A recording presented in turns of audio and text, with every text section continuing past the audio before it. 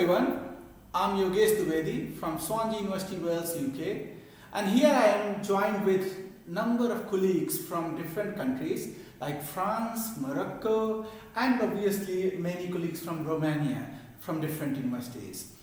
As we all are very concerned about ChatGPT, so we thought let's have a brief discussion about what are the major challenges and opportunities, not just from as a faculty perspective, but also from student perspectives. So let me first get our panel member introduced briefly, and then we will begin our conversation. So, hello everybody, thank you for this wonderful opportunity. My name is Daniel Gărdan. I'm assistant professor of marketing at Bucharest University of Economic Studies and Spearhead University. And starting from this autumn, I'm very glad and honored to be actually a PhD advisor here at the University of Galati.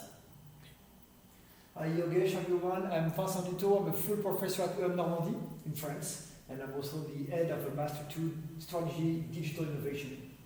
thank you. Hi everyone, I'm Alexandru. I'm professor and PhD coordinator in management at Dunărea de Jos University of Galați and also business innovation coach at European Agency for SMEs. Thank you. Hello everyone, I am Ruxandra Bejinaru. I am a lecturer and PhD advisor very soon at Ștefan cel Mare University in Suceava, and my field is knowledge management. Thank you, Alexandra. Hello, thank you for inviting me for this very interesting and challenging discussion. My name is Constantin Brătianu. I am professor at the Bucharest University of Economic Studies. My field of research is strategic thinking and knowledge management, and I try to put together and to see what is going on. Thank you. Hi everyone, I'm Oana Daniela Lucoae. I'm PhD student in management at Dunărea de Jos University of Galați, and also I'm accountant in a public institution. That's very interesting. So that will be useful. Thank you. So, hello everybody, I'm Hisameri and I'm from Morocco. I came in an exchange program with Erasmus between two universities, and now I am having my internship here, and at the same time I'm working on my thesis. Thank you very much.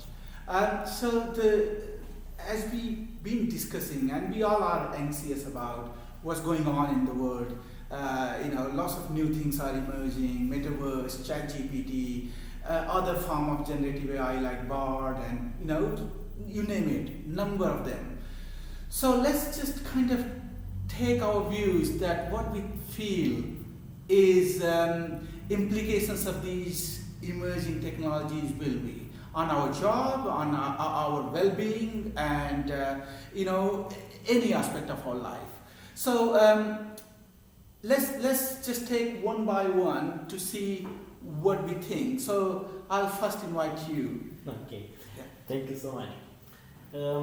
Actually, during your presentation, it comes to my mind some really interesting thoughts, because I'm interested, like everybody, in this problem regarding ChatGPT, because it's a huge challenge for all of us, from the point of view of an educator, okay, from the point of view of people that it's actively applied in scientific research.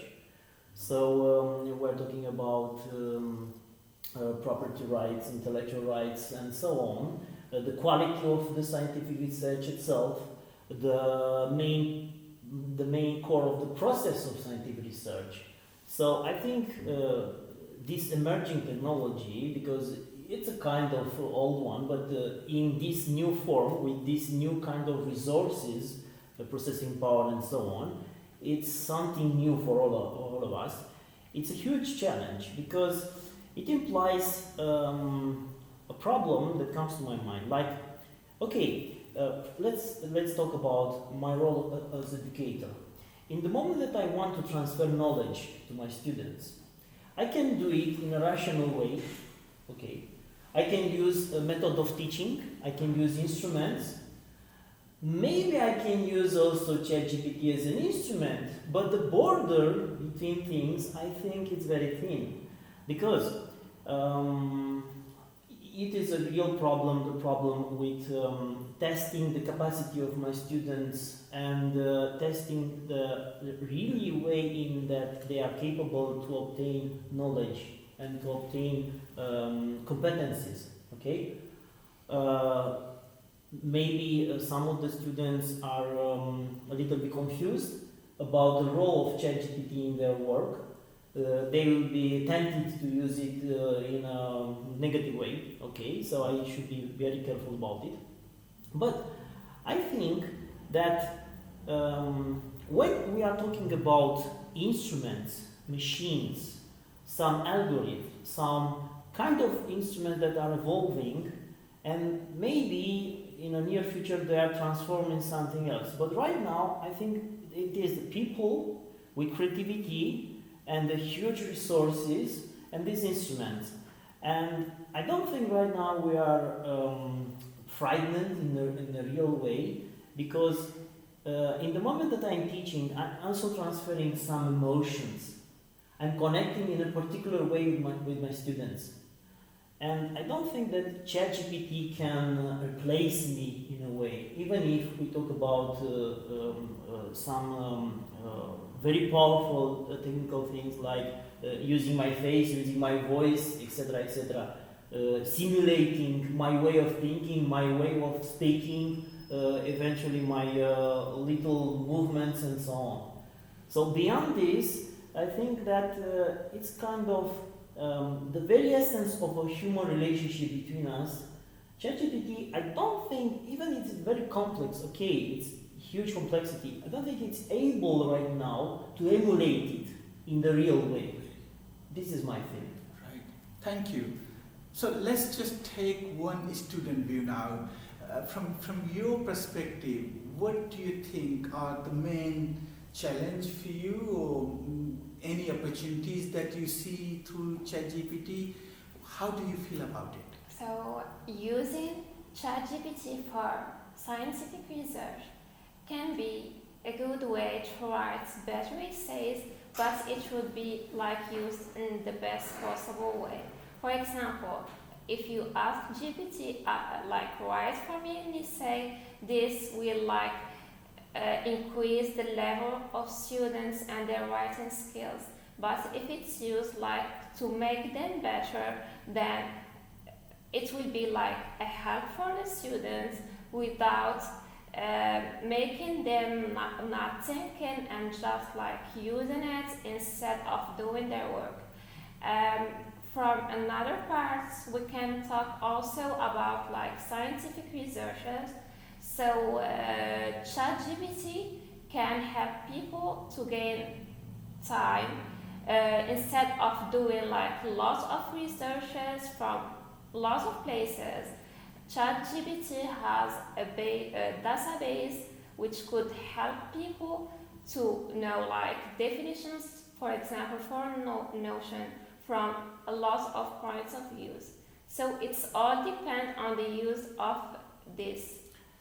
Very well said. It all depends how we use it. Yeah, exactly. Yeah, so the same thing can be used for good purposes, and same thing, if not used in a nice way, then can be also problematic. Exactly.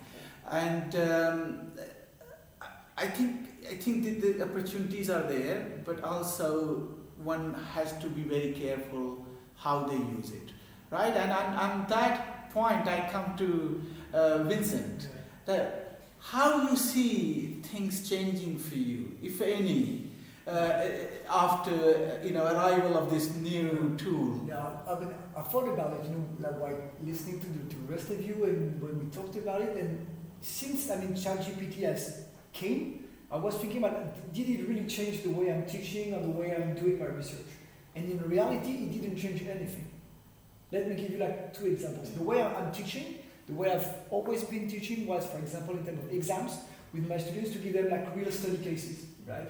So it was not about going online and finding answers on algorithm. It was you have a real firm where you have, for example, to define the social media strategy or an impact of blah. Then you can use, for example, all my exams are open books. So they can have access to all my slides, all my content every week. But then they have to think about it. Yeah.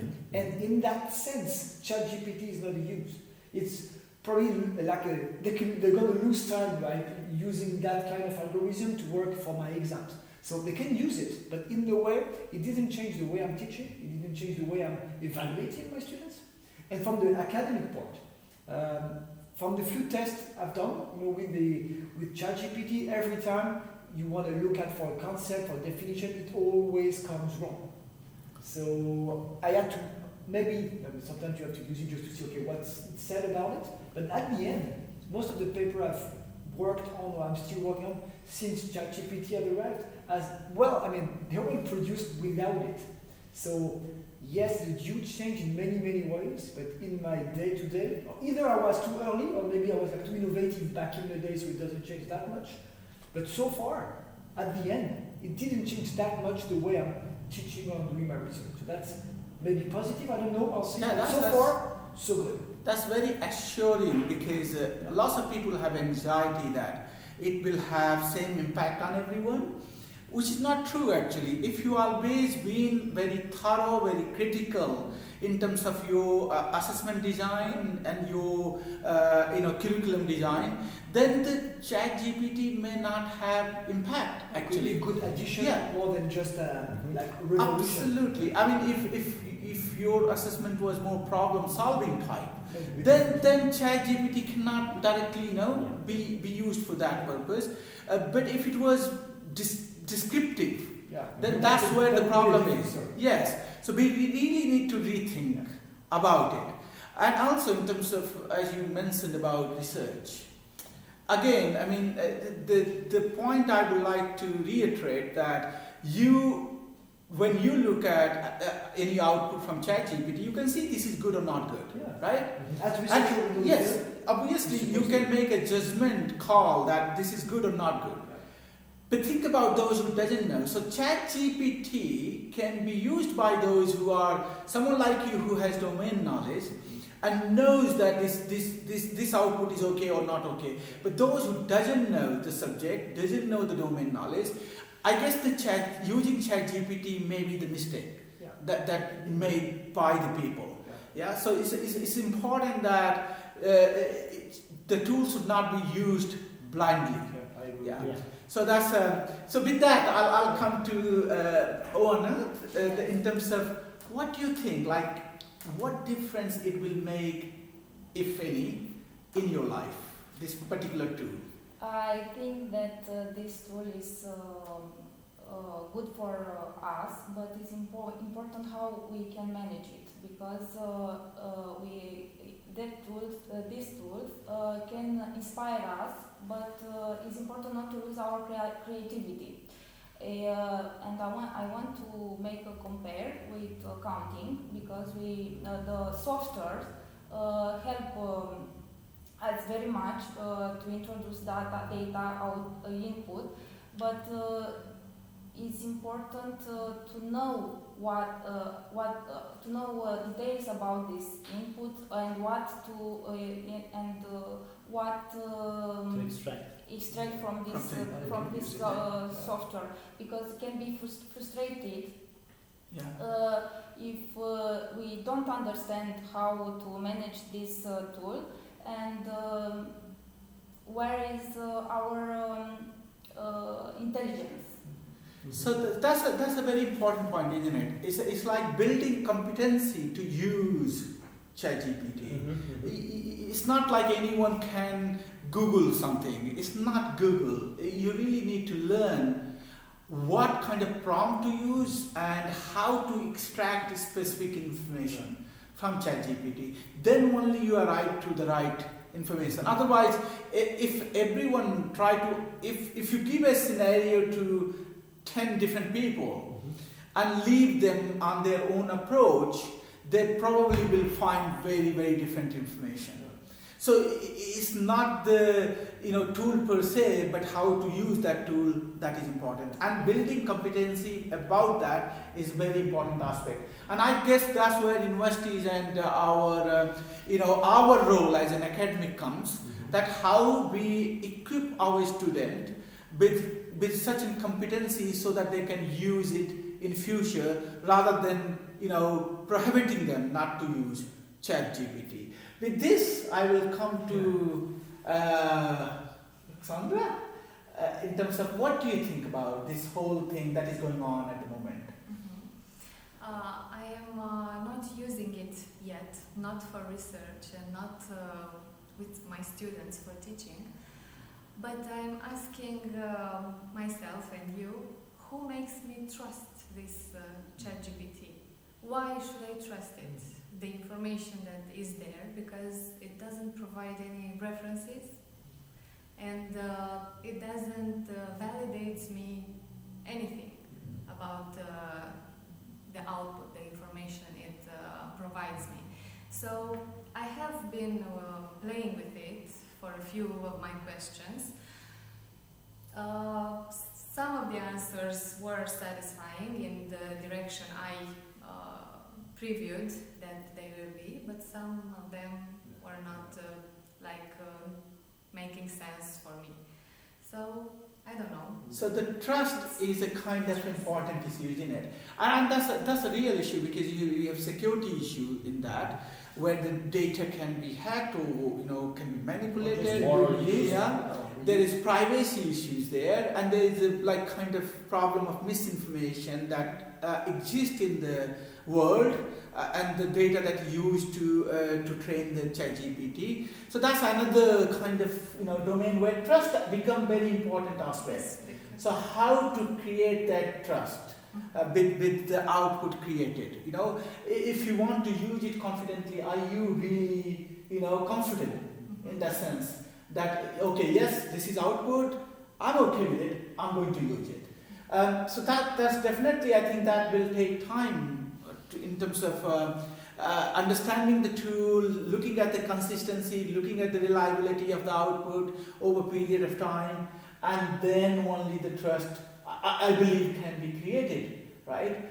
And with that, I'll come to you. And given that you have not one domain, but there are different domains where you have two, maybe three. Yes, where you have ventured in the past, right? And also your experience with the various technologies over a period of time, like you would have seen so many different technologies coming and going, and being assimilated in everyone's life. So how do you see this? How do you see this as just another one of those tools that comes and become part of it, and nothing big happens? Or do you see this may happen some life-changing, more turbulent kind of assimilation rather than a smooth assimilation? Well, the question is very interesting, but the answer cannot be as simple as you are looking for. But let me tell you that, first of all, it is a tool. Now, when we use a tool, we should be able to understand two things. First, how to use the tool such that the result is what we are looking for. But secondly, we should have a kind of set of values, because as you said, it is important, and also, a tool can be used for good or for bad things. And the best example is a knife. A knife. A hunter uses a knife to be useful. Everybody is using a knife in the kitchen as a useful tool. But a knife is also a weapon. So somebody can kill somebody else using a knife.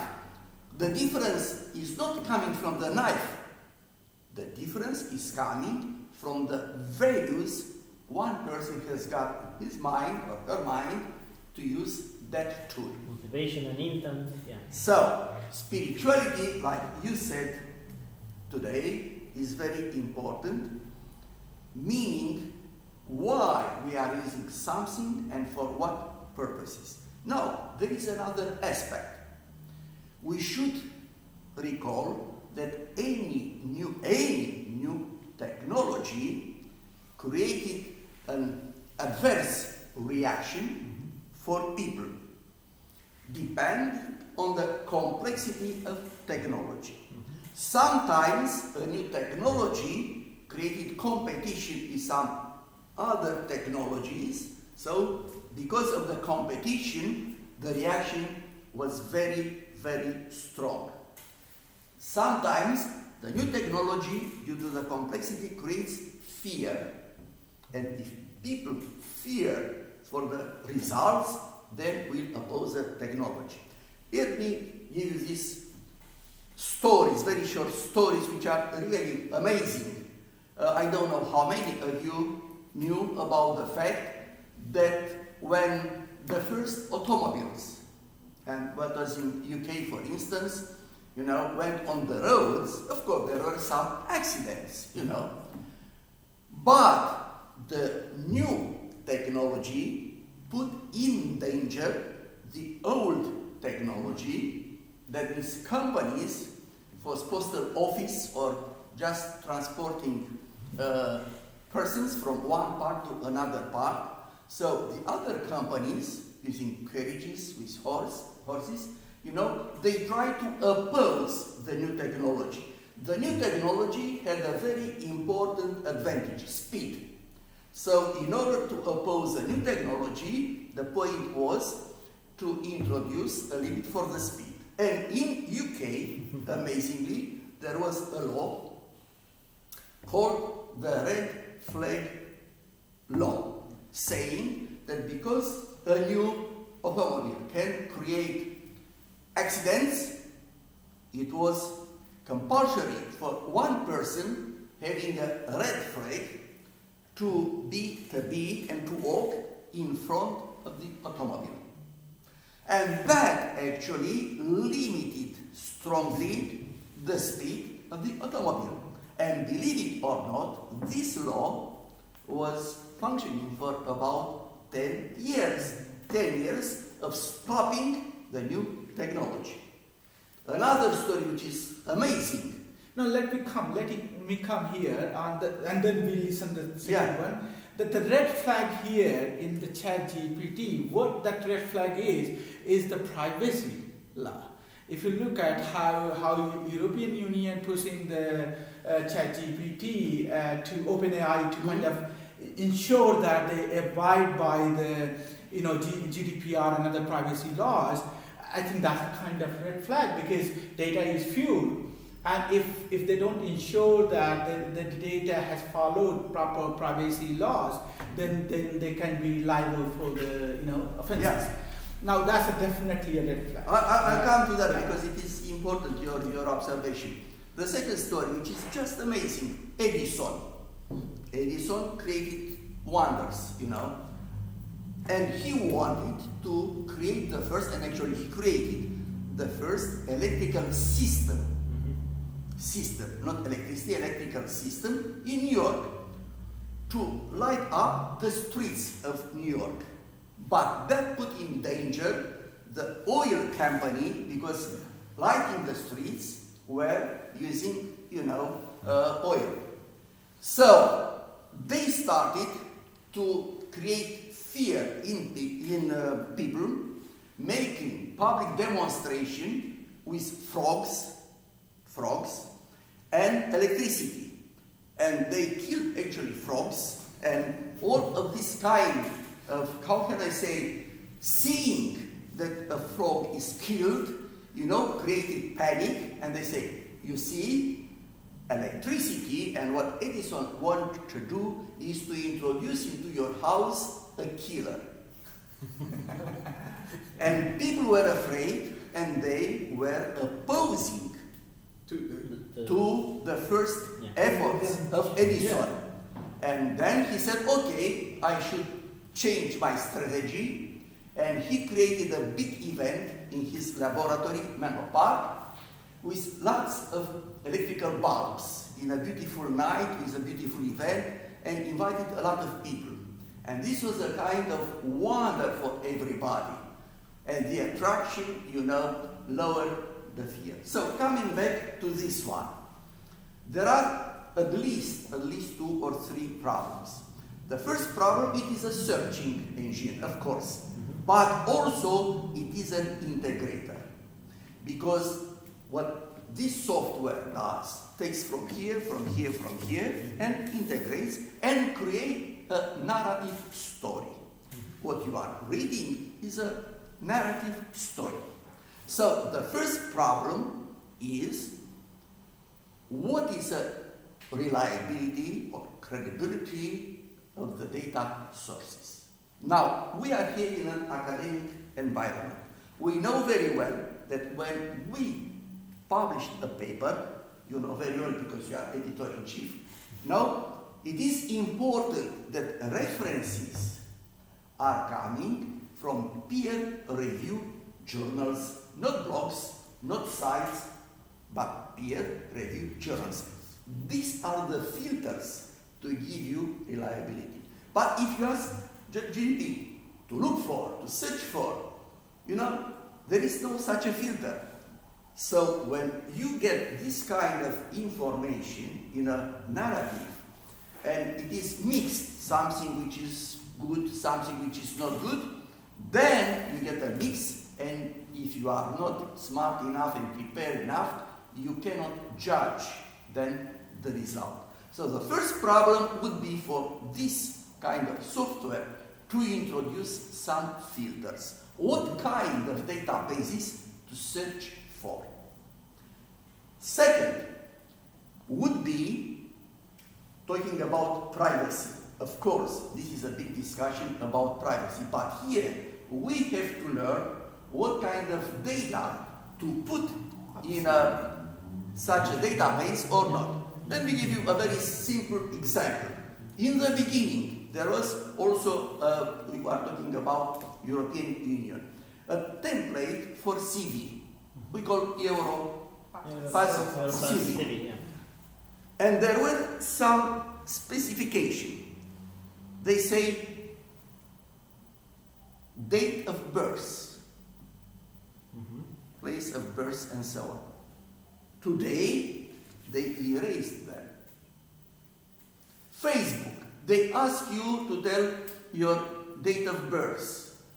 You could say yes or no. So, using this kind of private data, it's up to you. It's not up to the software. But if, you know, in the software there will be this kind of filters that will help them, you know, to make the distinction. Let me come back and highlight this aspect, that it's important we should know what we are putting, what we are putting in the ChatGPT. Sometimes for fun, for experiment, or for other purposes, we put lots of our private data. And we think that, oh, it's okay, it's just query, right? But it is going in, it's kind of input. So it's very, very important, very good point, that we need to be careful as an individual what we are inputting into ChatGPT, because that's also part of training. Of course. That's also part of training. So what I am saying, it is not only the technology in itself. What scares people is a complexity. That means people producing this kind of software should explain very well, you know, what you can do with a new tool, first. Second, because we are in an academic environment, we should explain to our students how to use it in a good way, because it helps. It can help you. Of course, this is definitely yes. But in the same time, we have to go further with our educational, let's say, part, and to develop this critical thinking. Yes. For instance, here in Romania, I have to say, as an old professor, that we did not focus on developing critical thinking, which is a vulnerability for our students. If you go to America, they learn critical thinking from primary school and from families. Here we don't. So for us, it is really a kind of, let's say, dangerous tool. Bigger challenge. And a big challenge. Yeah. So, okay, this is so-called acceptance of technology. In order to accept this kind of new, from complexity point of view, technology, first of all, we should understand very well, you know, the new, let's say, dimensions. And then it is our duty to teach our students, and then for us to switch a little bit from just, how can I say, this kind of narrative way of teaching students to critical thinking, such that even if you get an output from ChatGPT, you are able to say, well, you know, this kind of integration doesn't look very well, because there is a mix. So, coming to the end, it's very important for us to understand the spiritual dimension, that means values, in order to use that tool to our advantage, and not to create new opportunities for plagiarism or some other unethical Unethical, exactly. I aspects. wanted to point out. So with this, I come to now, Alex. How you see your life or your job in changing through this new development? I will try to present from the perspective of teaching. I plan to introduce ChatGPT in my courses, starting with the next semesters, and I'm using different gamification platforms with my students to turn their work in fun learning journeys. In this way, I would like to see how are the results of their decision-making process without ChatGPT and with ChatGPT, because I will see exactly I will try to make a comparison about their results. Only using their brain, they will, of course they will work in teams. It's a teamwork exercise, but I would like also to see which type of questions they will request to ChatGPT, and how the inputs from ChatGPT will improve or not their decision-making process. I'm very interested to see this difference. Fantastic. What I want now is, like, we heard about various perspectives, things like trust, things like security, things like ethics and moral values, all these things. Now, very briefly, just in one sentence, everyone, I request you to say how you see ChatGPT in 5-year time. Just whatever you think, you think that it will become part of this or that, or it will be gone, whatever your perspective is. 5-year time, how you see ChatGPT evolving. I'll begin. Okay, thank you. In my opinion, if everything goes well, I mean, if we assume as educators our role, our responsibility to teach the young ones, and I can say something. In Romania, we have a huge challenge regarding the fact that actually right now, many of my students. Just in one sentence. Sorry. I was. One word. So yes. I was just warming up. So if everything goes well, maybe ChatGPT could be like a fair competition for my students. I was inspired by Alex, because I can put my students to make an advertising text by themselves and to create an advertising text with ChatGPT help, and to compare between teams, to compare the positioning of the products using that kind of.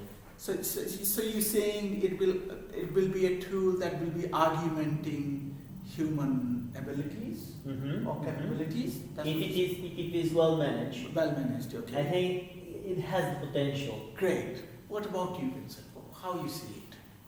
For me, if it's just ChatGPT, it will be a tool.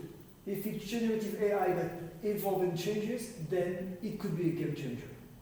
Yeah, and that's where I see things going. If you look at the difference between ChatGPT 3 and ChatGPT 4, I guess the things are moving further. Yes. Alex.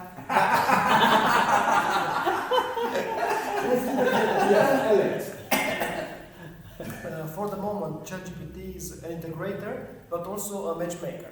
but in the next 5 years, I'm sure that its predictive capabilities will improve a lot. Okay, great. Yeah. So I think that we are just testing this application now in order to be improved by its creators. And I think that maybe there will be different levels of this application. So the highest level used for very advanced, very high development. A medium level may be used for business, for So making you are money, saying the differentiation. and a lower level used by students Yeah. The and rest of the people. the Yes. community. So the application itself will Yes. is differentiated Yes. for different type of users. Fantastic. Yeah, from 5 years from now on, there will be no ChatGPT. There will be maybe smart ChatGPT. Okay. Let's move on to the next one. Move We on, cannot yes. add anything. Yes. I think that ChatGPT will be like Bitcoin because at the beginning people didn't trust this Bitcoin, but they use this virtual coin. Yeah.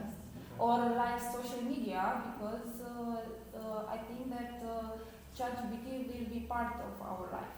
In Okay. the future. So, But like it's it or hate it, but you have to But use it. Yeah. Okay. What about?